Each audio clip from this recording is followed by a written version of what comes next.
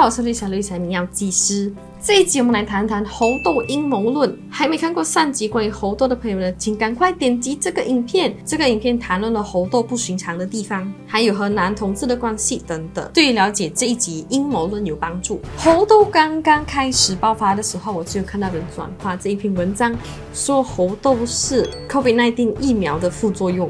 因为大部分人都已经接种了好几支的疫苗，所以副作用慢慢的浮现，包括猴痘。那我本身认为这个是无稽之谈啦，就像上一集影片所说的，猴痘是一个本来就存在的病毒，反疫苗也不是这样子讲的嘛。关于新冠肺炎的疫苗副作用的研究，其实也是有越来越多，包括那种血栓啊、月经错乱啊，但是绝对没有包括猴痘。关于新冠肺炎，我之前也是有谈过阴谋论，影片的连接在这边。而这一次猴痘的疫情呢，跟上一次这个阴谋论呢有一些相似的地方，其中一点就是猴痘是人为释放出来的，就是比尔盖茨之前呢就警告过会有新的一波疫情爆发，疫情就真的爆发了。所以有一个说法是这个病毒是他自己释放出来的。关于这个警告呢，我稍后会补充这个报告。有人认为释放病毒的目的呢，是想要再实行一次的隔离政策，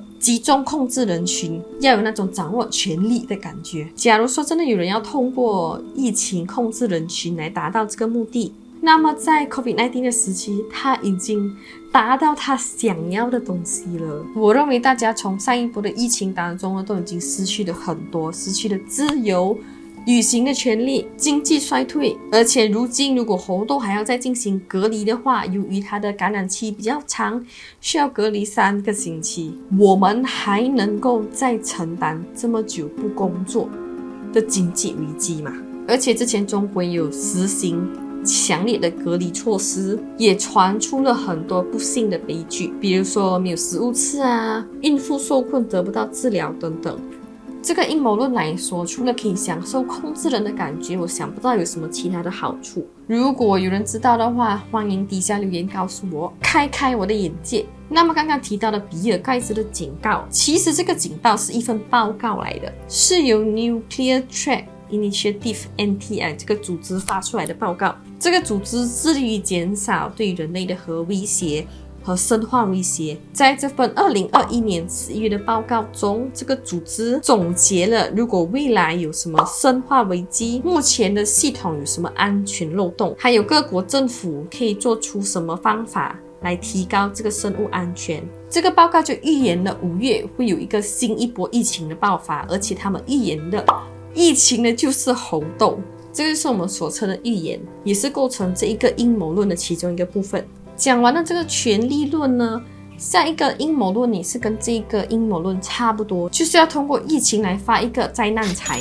其中一个点就是美国已经批准了新的天花疫苗。为什么要为一个已经从世界上消失的病毒天花来制作新的疫苗呢？你是不是要偷偷释放这个病毒，然后再卖出你的疫苗？根据资料显示，美国一直来都担心天花会被用为生化武器，所以一直来都有在研究疫苗跟治疗。实际上呢，2019年的时候，美国就已经批准了一批新的天花和猴痘的疫苗，然后就在今年2022年的时候，猴痘才爆发。虽然说猴痘有疫苗，但是目前并没有什么大规模的接种计划。然后在美国呢，猴痘也是已经有药物可以治疗，目前来看并没有说要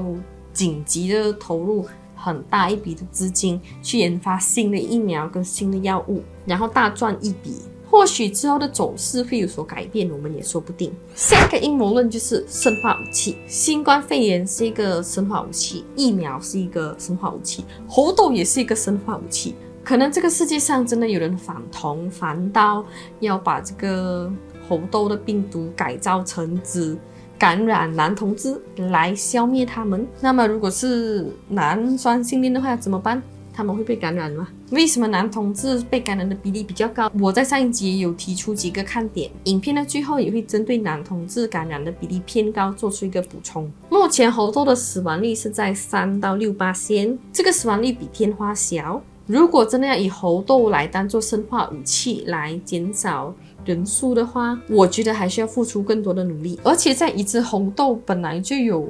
疫苗和治疗方案的情况下，还选择猴痘做生物武器，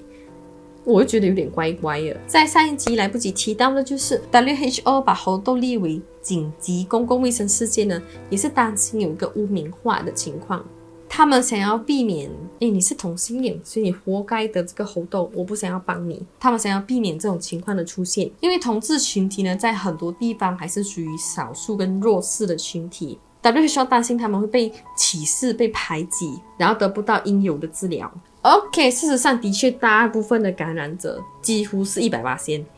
的感染者呢是男同志，这是无可否认的事实。那就表示需要有更多的预防工作和教育工作在这个群体里展开，比如说要倡导安全性行为啊，可能在非常时期的时候自己在家里解决。我们已经经过了 COVID-19 的时期吗？一定是可以的吗？对的，这个频道除了分享药物保健品，我也是有分享性健康的，所以订阅就不会错过啦。整体来说，猴痘看起来并没有那么的危险，因为第一，它已经有疫苗；第二，它也是有药物；第三，它的传播能力并没有这样快，但是它还是在2022年的时候大爆发、大规模的传播，不禁让科学家对这个猴痘呢想要进行更多的了解和研究。我们也会担心往后猴痘会不会变成另外一个定期性的流行疾病。感谢看到这里的你，我是律师艾米杨技师，我们下次见，拜。